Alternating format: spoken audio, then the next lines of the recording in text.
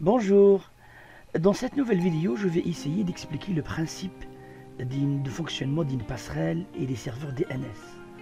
Je vous rappelle que cette vidéo ne rentre pas dans les détails, elle est destinée beaucoup plus à mes étudiants et à mes élèves pour comprendre d'une manière très basique, très simple, le rôle d'une passerelle et le rôle des serveurs DNS. Devant vous, j'ai déjà simulé un réseau internet de bout en bout. Donc dans la partie verte, la partie locale avec plusieurs équipements filaires et sans fil, le cloud, donc internet dans notre cas en passant par un serveur, par un fournisseur d'accès à internet, et le grand internet pour simuler un petit peu un client.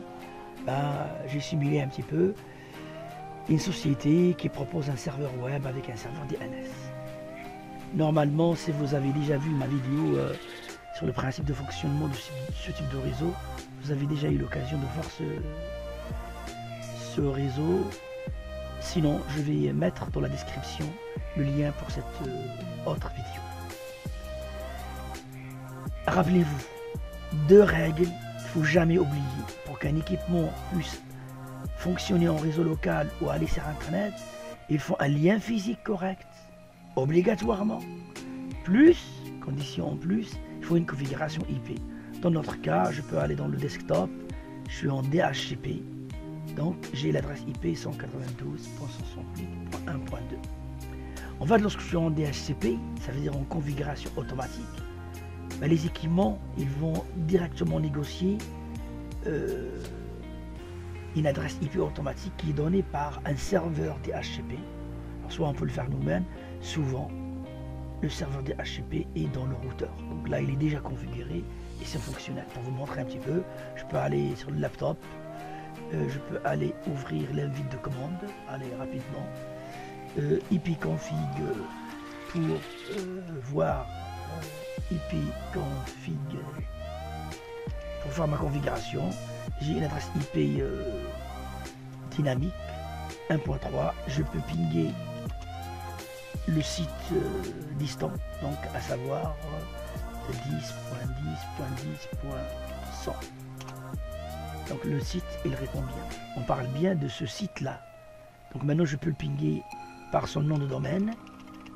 Et vous allez comprendre tout ça tout à l'heure. backpro.com. Voilà, comme vous pouvez le constater, le site, il fonctionne. D'ailleurs, je peux aller directement maintenant sur le browser et je vais directement écrire backpro.com. Voilà, comme vous pouvez le constater, le site il est 100% fonctionnel. Alors, maintenant on va essayer de tout commencer de zéro pour comprendre vraiment l'intérêt d'une passerelle.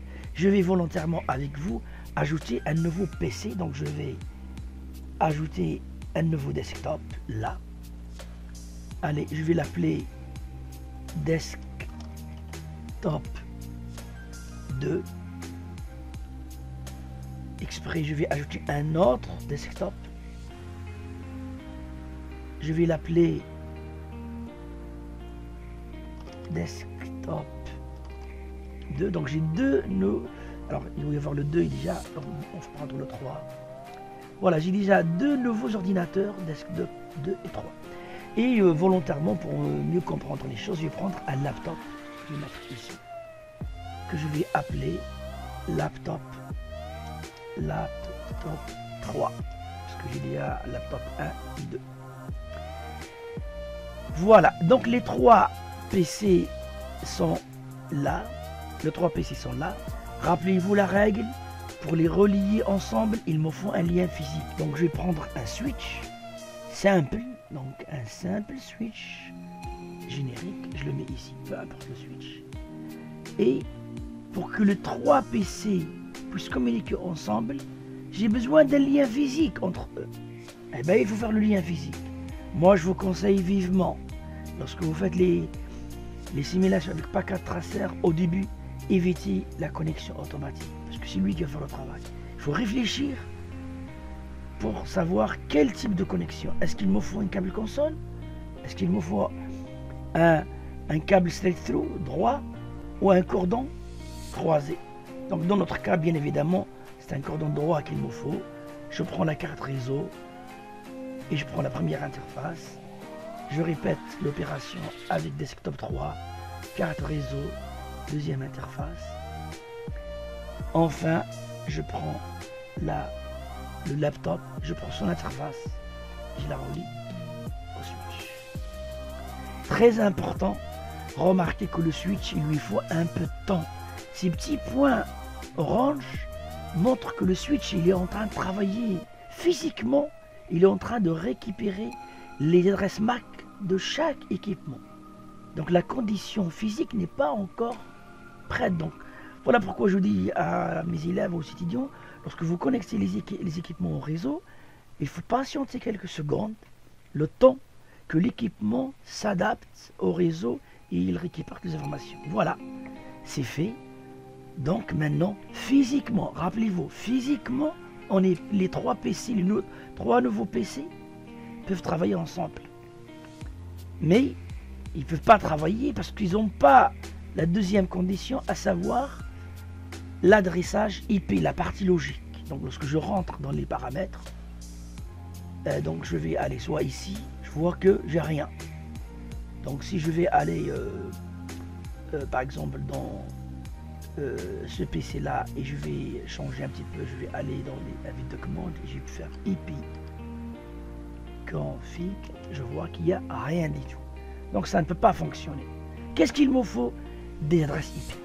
Et ben voilà, je vais le faire manuellement. Donc je vais rentrer dans le PC, je vais aller dans la configuration IP, je suis en statique, je prends la première adresse 192.168.1.100. C'est une adresse de mon choix. La seule condition, il ne faut pas que cette adresse soit donnée ailleurs. Le masque se fait automatiquement puisqu'on est en classe C, c'est bon. Je vais faire pareil avec le PC numéro 2, 192.168.1.110. Et enfin, pour le laptop, même principe, je vais lui donner le 192.168.1.120. Voilà. Les trois PC maintenant, regardez, ils ont tous des adresses IP .100, .110 et .120. Question, est-ce que je peux travailler en local ou non? La réponse est bien évidemment oui. J'ai pas besoin et je voudrais vous rappeler que lorsque j'ai configuré, j'ai pas rempli la passerelle par défaut, default gateway. J'ai rien mis dans le default DNS parce que j'ai pas besoin. Vous allez comprendre pourquoi. Je vais travailler en local. Donc je peux tout faire en local. Allez, on va tester quand même. Je suis, rappelez-vous, je suis en 10, 110, 120, 130. Je vais rentrer là. Je vais aller dans l'invite de commande. Je vais vérifier ma configuration. Je suis bien en 120. Je vais pinguer le desktop numéro 2, 192.168.1.100. Voilà, ça fonctionne. Donc, c'est très important. Pour travailler en local, sur les paramètres IP d'un équipement, je n'ai besoin que de l'adresse IP et des masques de ce réseau. Avec ces deux-là, je peux avoir l'adresse réseau. Et si les trois équipements, ils sont dans le même net ID, je peux travailler tranquillement, sans aucun problème. Donc en local, j'ai besoin de rien, je peux fonctionner. Mais la question qui se pose maintenant, est-ce que je peux aller sur ce site-là? Ah, je vais essayer. Je vais là, Desktop 3. Ah, je vais prendre bêtement ce que les gens font. Ils vont aller sur le navigateur backpro.com. Bah, il me dit qu'il n'arrive pas à y aller. C'est normal. Parce que d'abord, rappelez-vous, d'abord, il n'y a aucun lien. Mais attention, même s'il y a un lien et on va le faire, ça ne va pas dire que ça a fonctionné. Parce qu'il y a toujours deux conditions. Le lien physique et la configuration IP. Le lien physique et la configuration IP. Très important. D'ailleurs, je vais tester comme un professionnel. Donc, je vais aller sur le desktop laptop numéro 3, dans le prompt. Donc là, tout à l'heure, on avait fait un test. je vais pinguer directement l'adresse IP des serveurs. Web 10.10.10.100. Bien évidemment, ça ne va pas fonctionner. Rappelez-vous, parce que d'abord on est en local. 2, le lien il n'y est pas encore. Allez, pour comprendre mieux les choses, on va d'abord commencer par faire ce lien physique. Rappelez-vous, ce lien est nécessaire, mais il n'est pas suffisant. Il est nécessaire parce qu'il faut un lien, et n'est pas suffisant parce qu'il faut une configuration par la suite. Question, quel type de lien il me faut? Je peux le faire automatique, mais non. Si je prends un câble, un cordon droit, ça ne va pas fonctionner. Les deux équipements, c'est des switches, donc il me faut obligatoirement un cordon croisé. D'ailleurs, je vais essayer exprès de vous montrer. Je prends un câble droit, vous allez voir que ça ne fonctionne pas. Alors, je prends là et là. Là, il y a un problème. C'est pas le bon cordon. Allez, je vais l'enlever. Et je vais remettre le bon cordon qui est croisé. Ici. Et là. Rappelez-vous toujours, les petits points orange, il faut attendre un petit peu que les switches parlent entre eux. Et lorsque ça devient vert, ça veut dire que physiquement, j'insiste, physiquement, le réseau il est prêt à fonctionner. Ça prend quelques secondes. Hein. Dans la vraie vie, avec les vrais switches, ça se peut que c'est plus rapide. Mais il faut vraiment attendre et il faut tester un petit peu pour voir. Alors, voilà, c'est fait. Donc le réseau physiquement il est bon. Maintenant, on va essayer un petit peu de jouer un petit peu sur le rôle de la passerelle. D'abord, c'est quoi la passerelle? Si je rentre dans un PC configuré en dynamique, la passerelle, elle se fait automatiquement parce que c'est elle-même qui a attribué cette adresse-là. Alors que lorsque je rentre dans le desktop numéro 2, je suis en statique. Mais il n'y a rien dans la partie gateway. Allez, je vais essayer d'ajouter la gateway. Rappelez-vous, la gateway, elle est 1.1. Donc je vais l'ajouter bêtement. 192.168.1.1. Donc, sur ces trois machines, seul ce PC-là a une gateway. On fait un petit test rapide. Sur le desktop en statique 100%. Prompt. Ping. Je vais pinguer la passerelle. 192.168.1.1. Ah, ça fonctionne pas. Pardon, ça fonctionne parce qu'il y a un lien. Bien évidemment, parce qu'il y a un lien, ça fonctionne. Mais si je vais pinguer notre serveur web 10.10.10.100, eh ben, ça va pas fonctionner. Pourquoi? Parce que notre PC, il sait pas où aller. Il ne sait pour le moment, d'après sa configuration, je vous la rappelle, hein, d'après sa configuration, notre PC, il ne sait que répondre aux requêtes en local. On va aller voir le PC qui est en statique, mais on lui a dit où il faut aller. Et ben on va refaire les mêmes tests. Donc je vais commencer par pinguer la passerelle. Elle va fonctionner à tous les coups, parce qu'il y a un lien. Donc la passerelle répond. Qu'est-ce qui se passe si on va essayer de pinguer le serveur? Est-ce qu'il répond ou non, d'après vous? Mais bien sûr qu'il répond. Parce que on a dit à la passe au PC que si jamais il y a une requête que tu n'arrives pas à résoudre, ben il faut aller à la passerelle. Sauf que notre passerelle, là, elle est reliée au réseau. Donc voilà le rôle de la passerelle. Le rôle de la passerelle, elle permet d'aller ailleurs. Donc voilà, on a un bon exemple. On a des PC 100% en dynamique, le problème ne se pose même pas. On a un PC en statique, mais j'ai rempli que la passerelle, et j'ai un PC en statique où je l'ai laissé 100% en local. Donc voilà, c'est quoi le rôle d'une passerelle. La passerelle, elle permet d'aller dans un autre réseau. Donc si un de ces trois PC essaye de communiquer en local, ça fonctionne. Et s'il veut aller ailleurs, il faut lui remplir l'adresse de la passerelle pour aller. ailleurs. Donc, je vais volontairement vous montrer un petit peu qu'est-ce qui se passe. C'est un des 3 PC là. Je vais le passer en dynamique. D'accord? Je vais passer en dynamique. Bon, là, ça prend un peu de temps. Et il va demander une requête. Donc, il a récupéré une adresse IP à la suite des restes en dynamique. Donc, celui-là, il devient en dynamique. Ces deux-là, il reste en statique. D'accord? Voilà, c'est bon pour la partie passerelle. La question que se pose maintenant, est-ce que je peux aller sur Internet ou non? D'après vous? Bien sûr que oui. Je peux aller sur Internet. Donc je peux aller sur ce PC-là. Pas celui qui est 100% statique, mais le PC qui a de passerelle, parce qu'il me faut un lien. Donc il y a la passerelle. Rappelez-vous, le DNS, il est vide, il n'y a pas de DNS. Est-ce que je peux aller sur Internet? La réponse est oui. Eh bien écoutez, regardez. Je vais là. 10.10.10.100. C'est mon site là.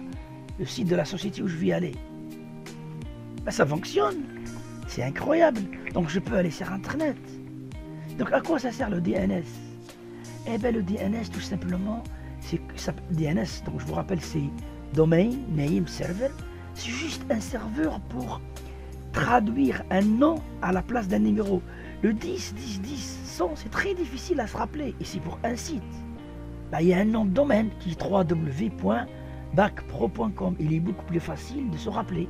Sauf que si jamais je mets bacpro.com, eh ben ça ne fonctionne pas. Pourquoi? Parce qu'il ne le connaît pas. Il ne sait pas c'est quoi bacpro.com.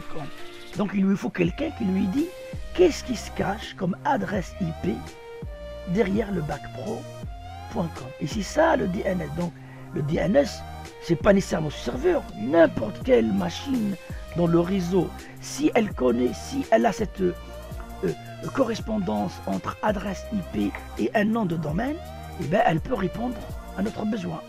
Allez, on va le faire. Donc, notre DNS au hasard, hein, c'est le 10, 10, 100, eh ben, je vais l'ajouter. Je vais aller dans ce PC-là et lui dire que mon DNS, c'est le 10, j'efface, 10.10.10.100. Voilà.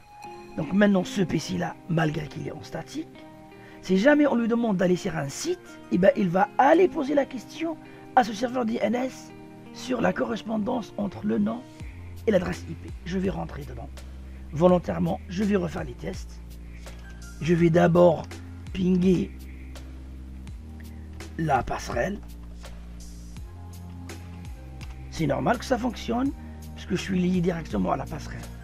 Je vais essayer de pinguer le site avec son adresse IP 10.10.10.100. Ça a fonctionné parce que le réseau est tout simplement, tout est relié. Mais est-ce que si j'essaie de pinguer avec le nom de domaine bacpro.com, qu'est-ce qui va se passer? Ben, il va répondre parce que maintenant il sait que le bacpro.com c'est le même que le 10.10.10.100. Comment? Parce qu'on lui a dit dans les paramètres IP que si jamais tu veux résoudre un nom de domaine, il faut aller ici.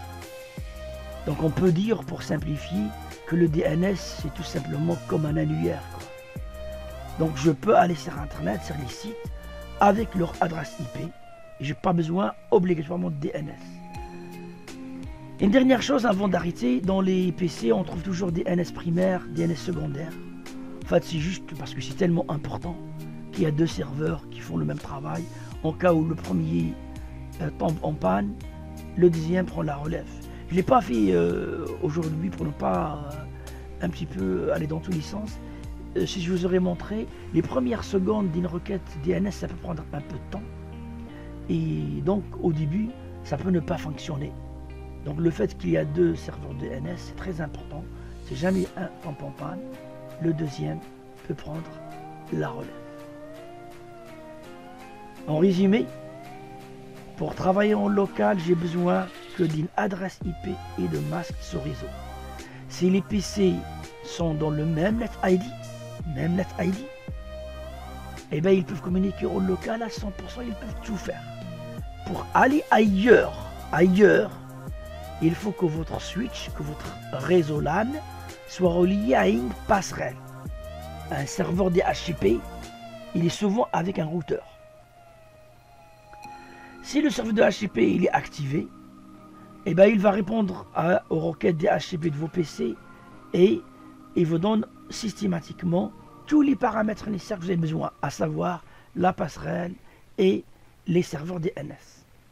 Mais si vous voulez quand même travailler en statique, et on fera un cours sur l'intérêt statique et dynamique, donc si vous décidez de travailler en statique, comme mon cas là, ben ça peut fonctionner à 100%. Il suffit de lui dire l'adresse de la passerelle pour aller ailleurs, très important, et de lui donner, si vous voulez, c'est pas obligatoire, l'adresse de n'importe quel serveur DNS qui va l'aider à trouver la correspondance entre un nom de domaine et une adresse IP publique. Cette vidéo est à présent terminée. J'espère que c'est clair pour vous. Merci de votre patience.